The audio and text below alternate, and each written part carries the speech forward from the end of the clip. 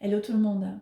Une cliente qui m'est fidèle depuis de nombreuses années m'a contactée et m'a demandé si je pouvais proposer une vidéo et réaliser avec vous le tirage que j'ai partagé à l'occasion de la pleine lune en Capricorne pour inspirer, pour guider et pour vraiment permettre de retirer un maximum de ce temps de connexion avec les cartes. Et évidemment, c'est quelque chose que je suis tout à fait heureuse de proposer. Alors mon intention, ça n'est pas au départ de lire les cartes de manière divinatoire, même si la grande majorité des personnes qui me demandent une guidance attendent généralement un message divinatoire.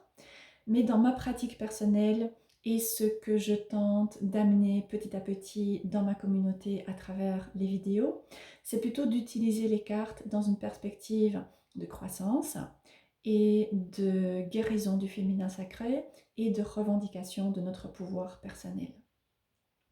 Et donc j'ai créé un tirage en 3 cartes pour la pleine lune en Capricorne et je vais réaliser ce tirage avec vous aujourd'hui. Alors, je vais reprendre le tirage et je le noterai également en dessous de cette vidéo. Donc première carte, quel est le thème de cette pleine lune pour moi? Alors la pleine lune a eu lieu il y a quelques jours, mais elle continue de nous influencer et donc le message restera tout à fait pertinent. Deuxième carte, comment puis-je commencer à libérer la honte et le sentiment de ne pas mériter? Et ensuite, troisième carte, quelle sagesse cette pleine lune m'aide-t-elle à percevoir en ce moment? Alors en ce moment, personnellement, je travaille avec 3 divinités et je me suis également connectée à elles à l'occasion de la pleine lune. Je travaille beaucoup avec Satan, avec la déesse Hel et avec Lilith. Et donc je propose de réaliser avec vous ce tirage en 3 cartes et d'amener la perspective de Satan pour apporter quelque chose qui soit un peu différent. Alors Satan pour moi est une divinité, et donc tout d'abord oui, pour moi c'est une divinité qui questionne et qui donc nous amène à questionner, à remettre en question certaines vérités, certaines situations, certains schémas, et également à récupérer des parts de pouvoir qui ont pu être mises dans l'ombre, notamment par des conditionnements issus de la religion catholique, mais également autres. Et notre société aujourd'hui, en Europe, mais également aux États-Unis et même dans d'autres parties du monde, est encore très largement ancrée dans des conditionnements judéo-chrétiens, même si certaines personnes disent ne pas croire en la religion ou rejettent la religion, c'est malgré tout quelque chose qui continue de nous affecter, de nous influencer. Et donc, je vais amener cette perspective de Satan dans le tirage pour nous permettre de conscientiser ce qu'il est temps de questionner, ce qu'il est temps de réexaminer sous une perspective différente et nous permettre ainsi de pouvoir récupérer du pouvoir qui a été mis dans l'ombre. Alors, pour commencer, donc je vais réaliser le tirage avec vous et je vais prendre un moment pour me centrer. Donc je prends un moment pour fermer les yeux, prendre quelques respirations.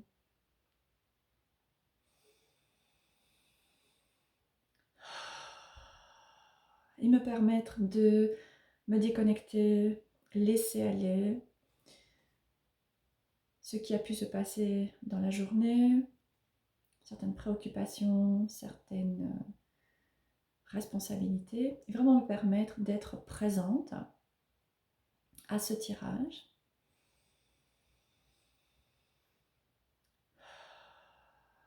Et ensuite, je vais me connecter à Satan et je vais demander, par exemple, merci Satan de m'accompagner et de m'assister, de nous assister pour réaliser ce tirage aujourd'hui et nous permettre de retirer une sagesse qui nous aidera à récupérer du pouvoir. Ok, et ensuite je vais mélanger les cartes. Alors j'utilise évidemment le tarot des vampires qui est selon moi un des meilleurs tarots pour travailler avec cette divinité. Donc je vais mélanger.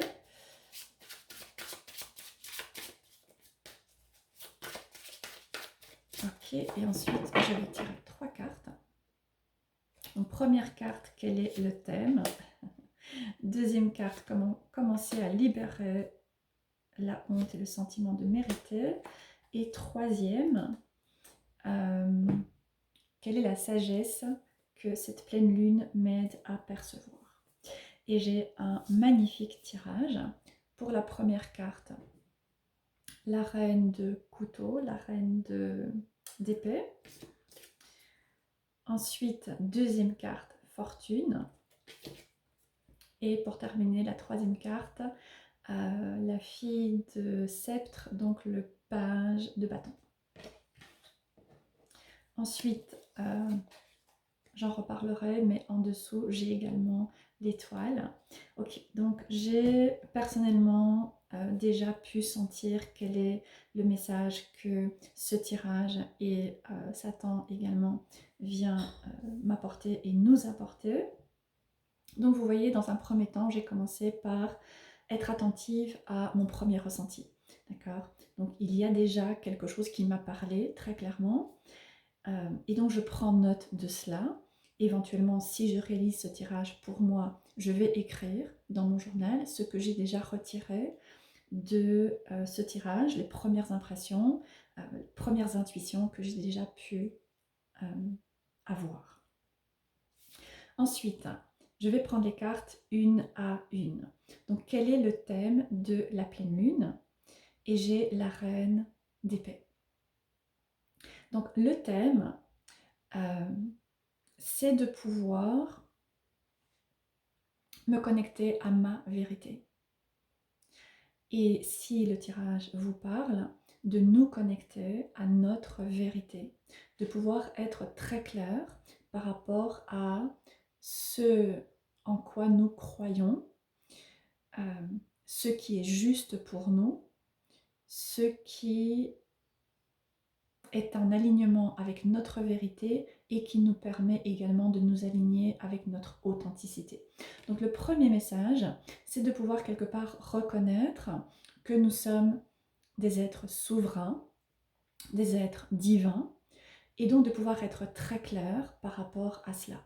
Ça veut dire ne plus nous laisser distraire par des situations, des comportements, des personnes qui pourraient nous amener à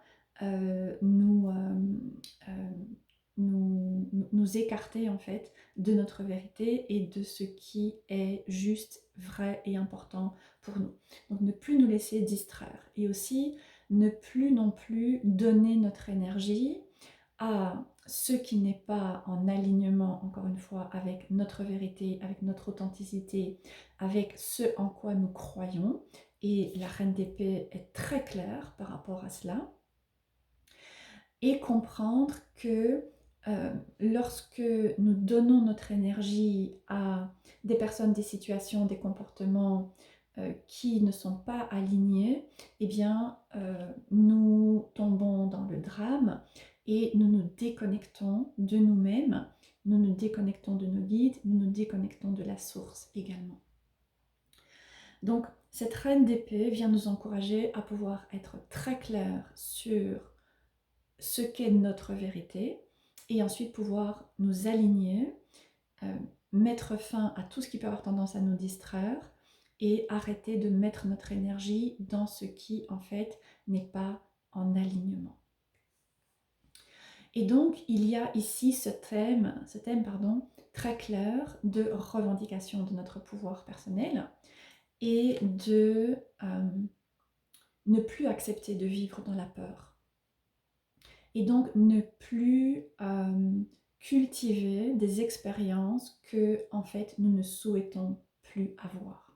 Ça veut dire qu'il va y avoir un besoin de très clairement couper à l'occasion de cette pleine lune avec certaines personnes, avec certaines situations, avec certaines habitudes, attitudes, activités peut-être, manières de voir les choses pratique peut-être, pratique personnelle, pratique spirituelle. Il va y avoir un besoin de couper très clairement pour nous permettre de nous réaligner avec notre pouvoir.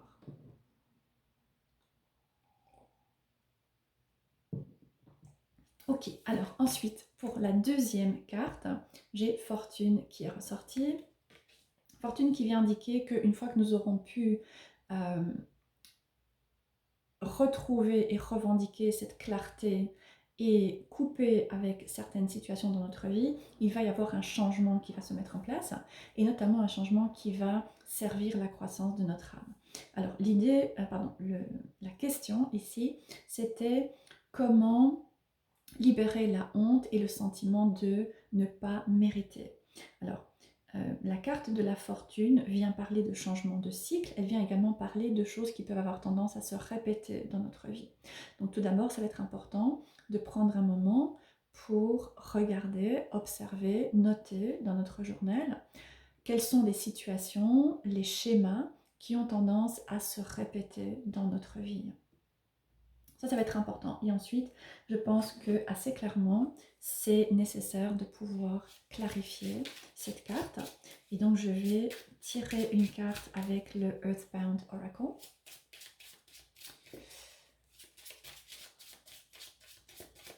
Ok. Donc, merci de préciser le message de fortune. La peur avec le lièvre. Ok. Donc, le message ici avec fortune et la peur, c'est de ne plus accepter justement de vivre dans la peur. Ce que nous avons peut-être déjà fait dans le passé, ce que nous avons fait dans le passé et ce que nous avons peut-être déjà essayé de changer. Et il y a du changement qui s'est mis en place, mais là maintenant il y a encore une autre étape de ce changement qui se présente à nous. Et donc, ici, nous sommes encouragés à ne plus cultiver, nourrir des attitudes, des habitudes, des schémas, des situations, des relations qui ont tendance à nous amener dans la peur, qui sont basées dans la peur. Alors, qu'est-ce que cela peut être? Ça peut être par exemple apprendre à pouvoir nous connecter avec notre propre intuition. Pouvoir nous connecter avec notre intuition, avec notre soi supérieur, avec notre guidance intérieure et éventuellement, pour les personnes à qui cela parle, avec des guides, des divinités ou bien d'autres êtres avec lesquels nous choisissons peut-être de nous connecter. Et donc de pouvoir apprendre à écouter notre intuition, avoir cette connexion pour nous guider et ainsi petit à petit nous amener à sortir de la peur. Et dans notre communauté spirituelle actuelle, il y a cette tendance à beaucoup s'appuyer sur des personnes qui vont nous apporter des guidances, qui vont nous apporter des messages, qui vont nous dire ce qui va se passer dans notre vie, qui vont nous dire ce que nous devrions faire, ce que nous ne devrions pas faire. Et donc ici, le tirage, la pleine lune et Satan viennent nous dire que c'est important de pouvoir nous libérer d'un schéma, encore une fois la roue, qui a tendance à créer une dépendance par rapport à une autre personne, peut-être même par rapport à plusieurs autres personnes, qui vont nous dire ce que nous devons faire et ce que nous ne devons pas faire. Et tout particulièrement par rapport à notre voie spirituelle. Tout particulièrement par rapport à notre voie, notre chemin et notre pratique spirituelle. Et au contraire, de pouvoir changer cette tendance et apprendre, encore une fois, à nous connecter avec notre propre guidance, avec nos intuitions, avec nos guides, avec le divin, avec la source, avec les divinités pour nous permettre de recevoir un message, recevoir des intuitions et ensuite décider par nous-mêmes de la marche à suivre, des actions à poser, des décisions à prendre, des choix à faire pour faire le lien ici avec la reine d'épée, d'accord? Et donc pouvoir recevoir des intuitions directement, recevoir des guidances directement, et ensuite sortir de la peur et prendre au contraire la responsabilité des actions que nous allons choisir de poser et à partir en nous basant sur la guidance que nous avons reçue de notre intuition, de notre soi supérieur ou bien de guide. Et ça va nous permettre petit à petit de commencer à libérer ce sentiment de honte, de ne pas mériter, de ne pas être assez bien. Donc il y a un travail qui peut être assez difficile, qui n'est pas simple, qui peut générer beaucoup d'inconfort, qui peut oui, créer de l'inconfort, créer des doutes, créer des questionnements ici, d'apprendre à nous connecter à notre propre guidance. Et c'est un cheminement, évidemment. Plus nous allons développer ce muscle, plus nous allons apprendre à être à l'écoute de notre intuition, plus nous allons pouvoir recevoir des messages qui vont être clairs et plus nous allons pouvoir commencer à comprendre également les messages. Alors la troisième carte vient nous informer sur quelle sagesse la pleine lune m'aide à percevoir en ce moment sur mon chemin. Et j'ai la jeune fille de sceptre, donc le page de bâton.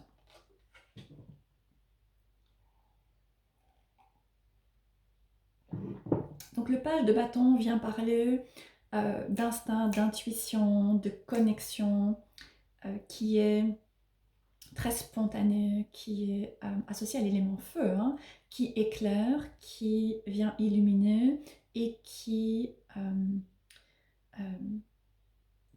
nous vient de manière encore une fois spontanée, qui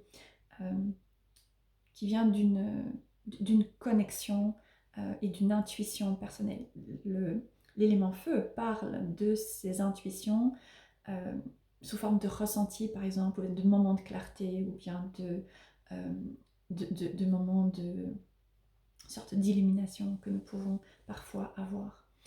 Et donc ici, la sagesse que cette pleine lune vient nous apporter, c'est de pouvoir vraiment incarner cette énergie du page de bâton, cette spontanéité, être connecté à ses premiers messages, ses premières intuitions, ses premières impressions, comme ce que j'ai eu au tout début de la vidéo, et pouvoir dépasser les doutes, les intrusions du mental qui, une fois que l'intuition est passée, va venir nous dire, j'ai peut-être imaginé, est-ce que c'est vraiment le bon message? Est-ce que j'ai bien compris? Est-ce que c'est vraiment ça que je dois faire? Est-ce que peut-être je me suis trompée? Est-ce que le message vient bien de mes guides?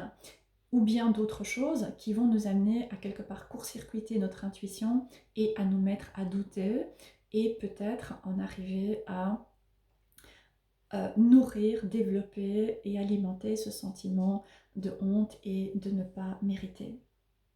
Donc ici, le message, c'est de pouvoir apprendre à cultiver, non, d'abord apprendre à percevoir les intuitions, apprendre à faire connaissance avec notre intuition, avec nos messages intuitifs. Comment est-ce qu'ils nous viennent? Comment notre intuition nous parle? Qu'est-ce que nous voyons? Qu'est-ce que nous sentons? Qu'est-ce que nous percevons? Donc dans un premier temps, pouvoir être attentif aux messages et dans un deuxième temps, pouvoir comprendre les messages. Et ça demande de pouvoir prendre du temps. Ça demande de pouvoir nous donner du temps pour être dans le calme, pour être dans la solitude et pour être attentif à ce qui se passe dans le corps, à nos ressentis, nos impressions, différentes choses qui peuvent nous venir. et petit à petit commencer à recréer cette connexion avec nous-mêmes et ensuite éventuellement aussi avec les guides avec lesquels nous choisissons d'interagir. Donc c'est important de pouvoir nous donner du temps pour cultiver cette intuition. Et en dessous du paquet, hein, l'étoile ressort qui est vraiment la carte qui vient parler de guidance. D'accord? Et qui vient donc quelque part apporter une synthèse magnifique par rapport à ce message. Encore une fois, hein, qui est d'apprendre à développer et ensuite cultiver une relation, une connexion avec notre propre intuition, avec notre propre système de guidance personnelle, à travers notre intuition, à travers notre connexion avec les guides. Et donc passer du temps pour apprendre à faire connaissance, encore une fois, et ensuite cultiver et développer cette connexion. Alors ça peut se faire de différentes manières, hein. Vous pouvez par exemple tirer une carte et vous donner un moment pour percevoir de quelle manière elle vous parle, avant de lire le livre. Donc la plupart des livres, en tout cas beaucoup de livres qui accompagnent les jeux, que ce soit des tarots ou bien des oracles, apportent des messages qui sont tout à fait intéressants, qui sont tout à fait pertinents, qui sont tout à fait valides, mais ces messages ne remplaceront jamais les intuitions que vous pouvez avoir, les intuitions que vous pouvez recevoir directement ou à travers une connexion avec vos guides et qui vont venir vous parler de manière très spécifique et de manière très personnelle. Et donc c'est important, je pense, de pouvoir trouver un juste équilibre entre les deux et de ne certainement pas négliger cette connexion directe et croire que le message qui est proposé dans le livre, c'est le message, c'est ça qui est vrai, c'est ça qui est juste. Et tout ce que nous pouvons avoir ressenti, perçu, entendu n'a pas de valeur. Ce sont encore des attitudes et des schémas qui vont renforcer un sentiment de honte, un sentiment de ne pas être légitime, un sentiment de ne pas être assez bien.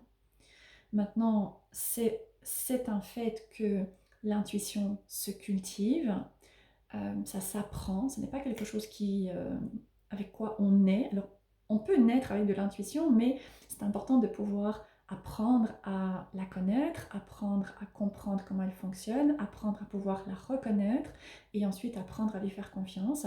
Il y a tout un cheminement qui est nécessaire et pour nous connecter avec des guides, là aussi, il y a un processus. C'est important de commencer, il n'y a pas de formule magique, c'est important de prendre du temps et de créer et ensuite nourrir cette connexion. Si nous créons une connexion et qu'ensuite nous ne la nourrissons pas, nous ne la cultivons pas, nous n'allons jamais avoir la connexion que nous voyons peut-être chez quelqu'un d'autre et que nous envions et que nous aimerions tellement pouvoir nous aussi vivre. Ces personnes ont généralement, la plupart du temps, en tout cas c'est mon expérience personnelle, ont pris beaucoup de temps à créer et ensuite cultiver une connexion. Voilà, je vais m'arrêter. J'espère que cette petite démonstration pourra vous apporter une guidance, pourra vous inspirer par rapport à ce tirage, peut-être vous encourager à prendre davantage de temps, à aller un petit peu plus loin par rapport au premier message que vous avez pu recevoir. J'espère en tout cas que ça parlera à la personne qui m'a demandé de réaliser cette vidéo, mais également aussi à toutes les personnes qui choisiront de visionner cette vidéo. Voilà, je vous souhaite une très belle journée, je vous embrasse et je vous dis à bientôt.